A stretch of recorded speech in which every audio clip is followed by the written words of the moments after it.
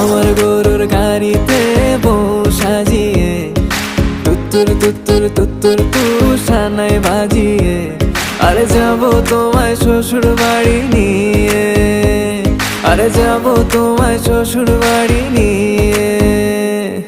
তোমার ভাঙা গাড়িতে আমি যাব না, কারো ঘরের ঘরনি আমি হব না, করব না তো কোনোদিনও বিয়ে। আরে যাবো তোমায় শ্বশুর বাড়ি নিয়ে।